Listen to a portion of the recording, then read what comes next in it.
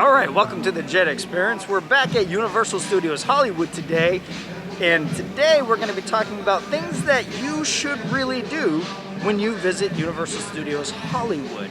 If you've been to Orlando, Orlando's great, it's way bigger, but there are some things here in Hollywood that you cannot do at other Universal parks. So we're going to go look at some of those and then kind of, try and plug a little bit of Southern California fun for you. So join us on this experience. Alright, so sometime either later this year or possibly next year, you can see it in the background here, Super Nintendo World will be opening, and it looks like they've made quite a bit of progress since the last time we were here.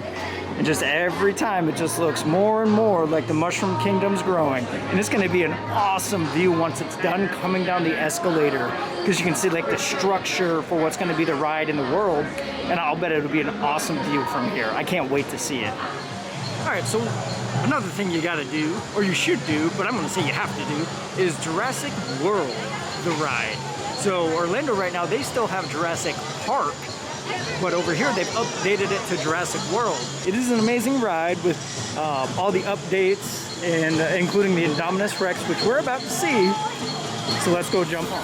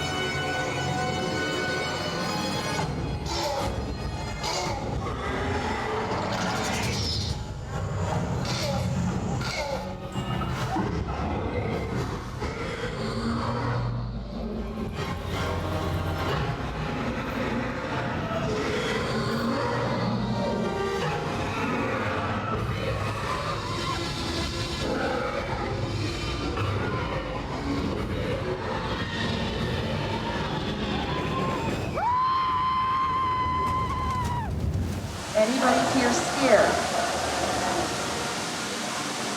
You should be concerned. You are wearing a really nice sweater, but it does look like a sheep. I know, a black sheep, but nonetheless. She does eat sheep. We do feed her sheep and goats. So up next on the list is the world famous Universal Studios Studio Tour. Super unique to this park, obviously, because the park is built on the actual movie studio itself. There are other movie studios where you can get, VIP tours of it and stuff, but I just love this one for all the things there's to see and do on it. That's a real working fire station with real working firefighters, so those guys aren't actors. They're firefighters, and we love them, and they keep us safe. The buildings are pretty narrow because all we build is what the camera's going to see. If you look at the front of the building, you can't see the back. If you're looking at the outside of the building, you can't see the inside. So we're only going to build what's going to be in the picture, but we can take these sets and dress them to look like whatever city we want to visit, like Brownstone Street over here on the right-hand side. Typical urban residential neighborhood. Lots of cities have streets that look like that. So the next place we're going to visit is the spot where most of our monsters got started. We're going to head to a village we call Little Europe. And in Little Europe, out here we change the country we visit just by changing the language on the signs. So back in the day, these streets appeared as Transylvania for Dracula. This was Austria for Frankenstein. It was Wales for the Wolfman, and Egypt for the Mummy. So it's not always Europe. We've decorated this village to look like South America, the Middle East, the Caribbean. Basically, anywhere that's not the United States, we come here and we figure it out. For a couple of years, we even turned this neighborhood into the afterlife for the good place. The afterlife? Come on. I have never ever seen this. You're in the good place. I'm not supposed to be here. We've got the sandy beach on the far end. That could even be maybe a Carolina beach. Just kind of depending on how we want to decorate things, what story that we're telling. We've got the ominous music playing. Not sure what that's about. And, oh, it looks like there's a fin on the water. Do you see that? You're gonna get such good photo. Oh, there's one of our divers. Pete! Pete, did you see it? Looked like there was a shark out there! Pete? Are you doing okay, buddy? Can you give us like a wave or a thumbs up, Pete? Pete! Oh, for Pete's sake. We're gonna call home. Don't panic, folks. We're safe on the track. We're going to go forward. Oh, something's got a hold of us here. Wow. It's gotta be big to do that. I think it's in the gas lines. That's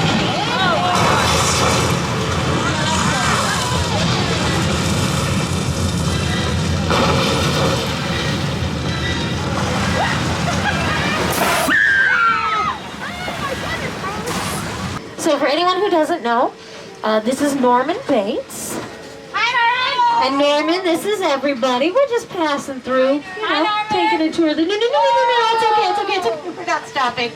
We're gonna keep on rolling. We're gonna head into one of the most spectacular sets ever built on any Hollywood lot. This is the colossal crash site from Steven Spielberg's War of the Worlds. Hey, so it's Future Jed real quick. I actually forgot to talk about the studio tour right after we got done because we were so excited to get to the next thing. A couple of reasons why I really like it. Obviously, we're on a live Hollywood studio, movie, films, TV shows, stuff like that. So that's really awesome. But the tour itself, you can go on it several times in a day, and every single time it's possible that the route could be a little different. You'll see different things. Every now and then you might actually drive by some active filming, and you might even catch a glimpse of a celebrity or whatnot. So that is really cool. And every time I take the studio tour, it kind of just makes me want to find some job in the movie film industry and come out and work here because I'm just so enamored with it. All right, next up is just the entire area itself is Wizarding World of Harry Potter, specifically Hogsmead. You can see the sign welcoming us in. We've always got the train conductor here welcoming everybody into the land. There's all kinds of... Hello! Oh, thank you. There's just tons of Harry Potter related stuff to do. You can see like right here there's a butterbeer stand. It looks like we're in the middle of winter here out in Scotland. There's plenty of shops, and then right here, which we're gonna hit in just a little bit, is the 3 Broomsticks. So some of the things we can get there, obviously it's an eatery, and then there's, they have butterbeer in there as well. We're gonna get hot butterbeer, and then we'll eat dinner. So once we're in there, we'll talk about some of the things you can get. Just behind the trees right in front of us here is where Flight of the Hippogriff is. And as we round the corner, you'll be able to see Hogwarts. And this is Harry Potter and the Forbidden Journey in the castle. So also throughout the land here, there are different places where you can use your wand to do magic spells. And for example here, I don't want to get in front of these people. Let me zoom in at their feet there. They have little placards throughout, and it shows you what spell to say and what to do with the wand, and that will cause certain things in window shops and whatnot to happen. All right, so now we're heading into the Broomsticks, and you can see they did a really good job designing this inside to really look like a very, very old building. So what's super cool is in the queue, they actually have the majority of the foods that they have on display. So I believe we're getting some sticky toffee pudding, and then so they have like bangers and mash, fish and chips, shepherd's pies, some chicken platters, and then they have the Great Feast, which is it's designed for like a party of 4. Now, one of the things that's not listed, and a little pro tip, if you are a conscious eater like we are, you can get something called the veggie platter, which is basically just like the bangers and mash, except they give you asparagus spears instead of the bangers or the sausage, but it comes with pretty much everything else that's on there. I've had it several times. It's super delicious. All right, so as I mentioned, the veggie platter, you can see it's got the sauerkraut, peas, and tomatoes, mashed potatoes, just like the bangers and mash, but with about 5 or 6 kind of really thick spears of asparagus. All right, well, as promised, now that we're enjoying dinner, I'm having a nice little hot butterbeer to go with it. And there are a couple spots, as I mentioned earlier, that you can get them. You can get them here at the Three Broomsticks. And then there's 2 stands out there in Hogsmead where you can get butterbeer as well. And again, they have 3 versions of it. There's the iced butterbeer, which is kind of like a slushy. The regular butterbeer, which is just like a drink, almost like a soda. And then the hot butterbeer, which is kind of like hot cocoa, but with a butterscotch flair to it. This does taste good. It is really sweet though. So I drink it sparingly, but if you have a really big sweet tooth, unlike me, then you'll probably love this. And then the last place that you can get butterbeer is at the Hogshead. So we just got a super pro tip from one of the team members in the Three Broomsticks that right over here on the very back corner of the outdoor patio is that it's as he described it, an uninterrupted view of the castle. And it is a really, really good view. All right, we're just walking up to catch the last show of this. We got about a half an hour before it starts.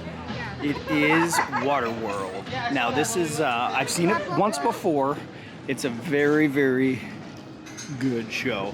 Like they've even got right out here all the actors and actresses that are in here to include different things they've been in. So these are like actual legit actors that are in here. So a pro tip for WaterWorld though, even on their app, they recommend getting in line or showing up 45 minutes before the scheduled showtime because they will close the doors when the seats are full, or basically when they're at capacity.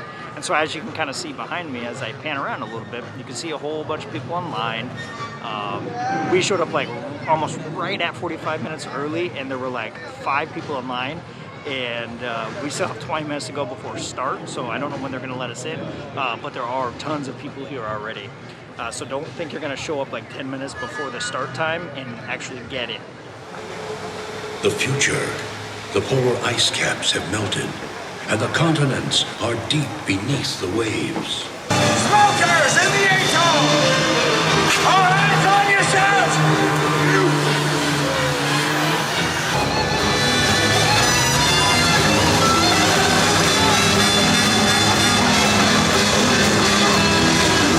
There'll be no Mariner. The Mariner is under the water. Somebody shoot him!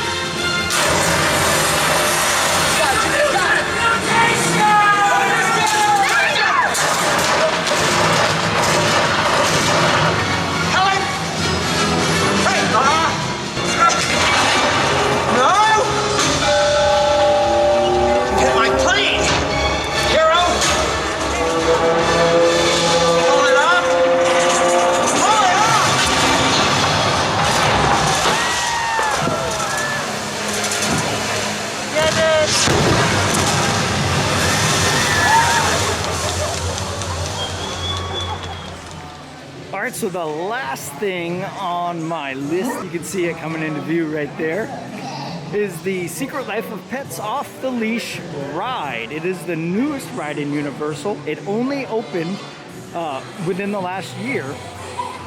And what's unique about this ride is that it's a dark ride, which you can find plenty of at Disneyland, but Universal does not have a lot of those. It's a very well done ride. We've certainly done it many times before, and we're gonna head in there and do it again.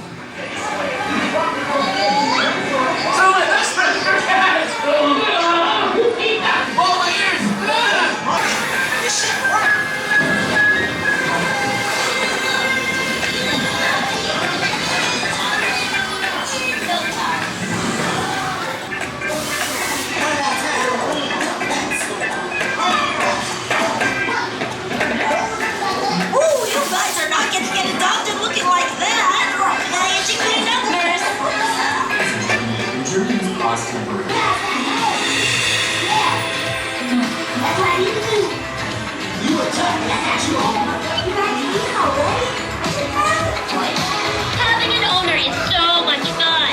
But just a heads up, okay? We will see lots of walks. Oh, wow. Feel how soft your bed is. Woo! You loved it. So the other great thing about that ride is it is a great family-friendly ride that you can bring your smaller kids on, as long as they meet the height restriction, which is 34 inches. So it's not super tall. You know, a couple years old, and they should be able to go on, and it's just a fun ride. They did a really good job with the detail and special effects in that ride. So that wraps up today's experience of things that you should do or have to do when you come visit Universal Studios Hollywood. We didn't get to do everything because not everything we want to do was available. So if we missed anything that you think you should do or anybody should do when they visit Universal Studios Hollywood, drop that comment below and let us know. Well, we hope you liked this video. If so, please give us that thumbs up and consider subscribing to the channel. As always, please be kind and be real, and join us on our next experience.